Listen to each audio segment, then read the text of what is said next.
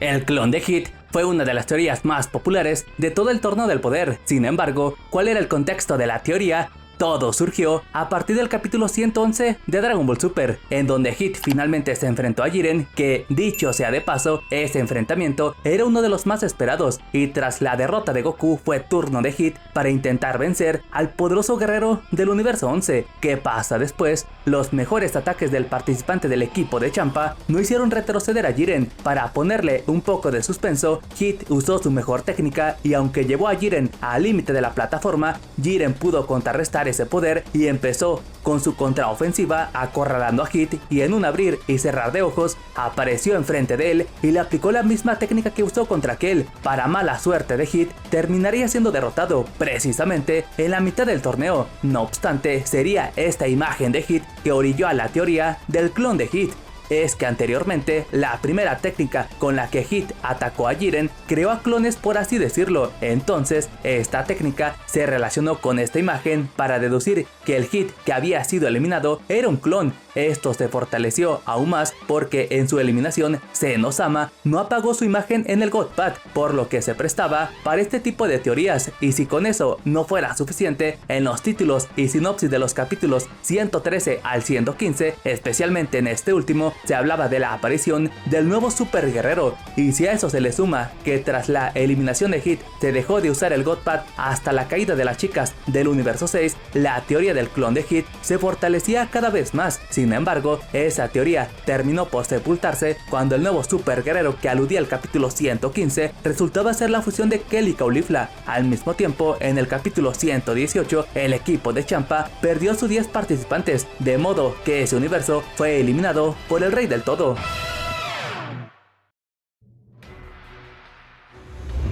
Si hay una teoría que traspasó cualquier tipo de lógica, esa fue sin duda alguna Goku Black es Goten del futuro. La identidad de Black fue y es hasta ahora la teoría más comentada de Dragon Ball Super. Ni el Torneo del Poder como las sagas posteriores llegaron a lo que fue la identidad de Black, y es que había teorías tipo Goku Black era un androide, Zamasu robó el cuerpo de Goku, Ginyu es Black y evidentemente Goten del futuro es Black Goku. Esta teoría fue rápidamente descartada. En el futuro alternativo, Goten nunca pudo nacer, ya que Goku murió mucho antes de que engendrara su segundo hijo. Así, las posibilidades de que esa teoría fuera acertada fueron completamente nulas. Al final de cuentas, y muy al estilo de Toriyama, Goku Black resultó ser Zamasu del presente, quien usó las super esferas del dragón para intercambiar de cuerpo con Goku y de ahí viajar al futuro de Trunks para llevar a cabo el plan Ser Humanos. Y aunque al final ambos fueron derrotados por Zenosama, por irónico que pudiera sonar, lograron lo que tuvieron en mente.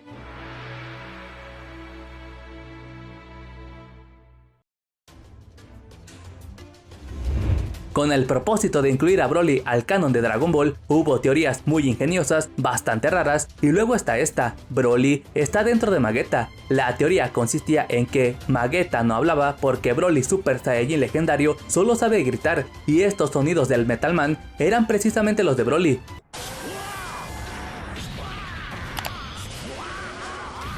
Por supuesto, esta teoría quedó completamente descartada. Vegeta no escondía a nadie y su raza, a pesar de que no hablan, estos sí entienden los insultos de los demás, siendo el punto débil de los Metal Man. Por otro lado, a Broly se le hizo justicia en parte por Akioku para ser el antagonista principal de la película número 20 de Dragon Ball Super.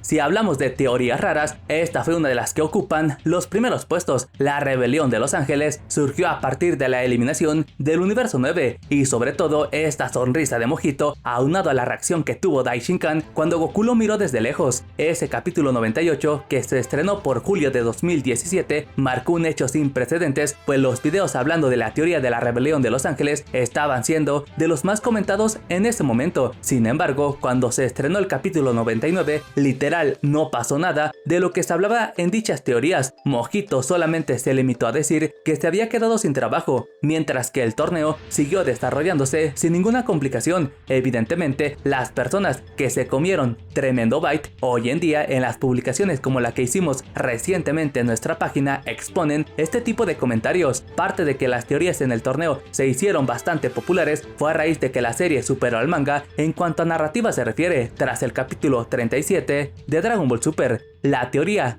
de la rebelión de los ángeles se podía discrepar fácilmente, ya que previo al inicio del torneo, la página oficial de Toei Animation reveló las descripciones de cada uno de los personajes que veríamos en dicha saga. La actitud que tomó Mojito va acorde a su descripción. Le molestaba la actitud cobarde del dios Hydra y sobre todo el carácter pesado del Kaioshin Row. Por esta razón, cuando el universo 9 fue destruido, Mojito tuvo una reacción de liberación, pues ya no iba a lidiar con ese tipo de dioses. Misma actitud la tuvo en la versión del manga de Dragon Ball Super.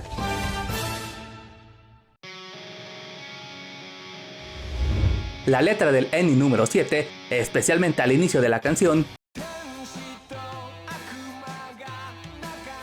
se prestó para ser parte del argumento principal de la teoría que decía que Zamasu seguía vivo y estaba dentro de Zenosama. Esto se reforzó aún más con esta escena del Opening 2, donde al cruzarse ambos reyes del todo, apareció una silueta de color verde, siendo el Zamasu del futuro quien logró sobrevivir y que su aparición sería durante el torneo. Al final de cuentas, y como pasó con la teoría de la rebelión de los ángeles, no pasó absolutamente nada y el torneo se pudo llevar a cabo sin ningún contratiempo, pero sin duda alguna esa letra del Ending 7 es, por cierto, la única canción que se ha tomado en cuenta para una teoría, pues los opening y ending que han tenido las diferentes versiones de Dragon Ball, al menos en sus letras, no han sido como spoiler de lo que sucede en la historia. De hecho, en su mayoría, la letra no tiene nada que ver con la trama principal.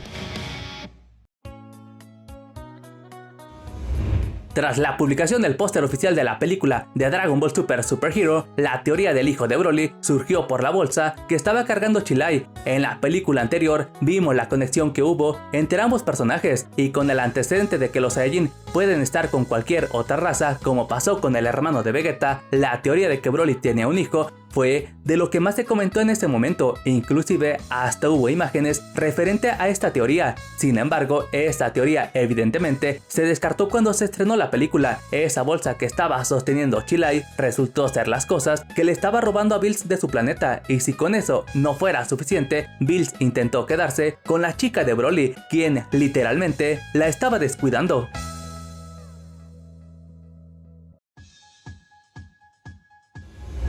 Para intentar darle coherencia y que Dragon Ball Daima conecte con Dragon Ball Super, se ha teorizado o intentado explicar el por qué Goku no usó el Super Saiyajin 4 contra Bills y sobre todo el por qué Vegeta no se transformó en Super Saiyajin 3 contra el dios de la destrucción. Y lo que más se ha comentado, ambos no se transformaron por el desgaste de energía de esas transformaciones, y aunque en el Super Saiyajin 3 podría ser justificable, al menos en el torneo del poder de la versión del anime, Goku mencionó el desgaste de energía de la transformación. En realidad, Dragon Ball Daima es una historia independiente al canon oficial, por lo que es casi imposible darle una explicación real a esos casos en específico. Por un lado, Goku mencionó que la fase 3 era su máximo poder, mientras que Vegeta aplicó lo que hacen los Saiyajin cuando la ira está de por medio, convertir esa ira en poder, tal cual como pasa con Broly, Gohan y Trunks del futuro. Con el remake de Dragon Ball Super Bills, se espera que estos diálogos y sucesos que pasaron en el anime y manga de Super se tomen en cuenta, dejando completamente de lado a Dragon Ball Daima, pues el canon real fue, es y seguirá siendo Dragon Ball Super.